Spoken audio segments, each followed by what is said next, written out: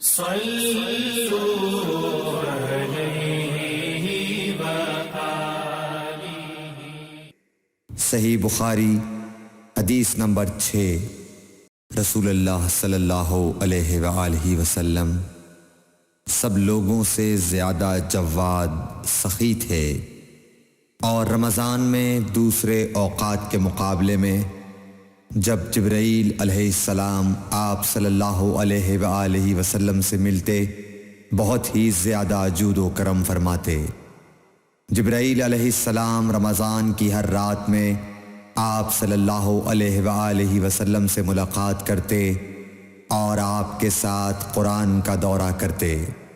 غرض حضرت صلی اللہ علیہ وآلہ وسلم لوگوں کو بھلائی پہنچانے میں بارش لانے والی ہوا سے بھی زیادہ جود و کرم فرمایا کرتے تھے۔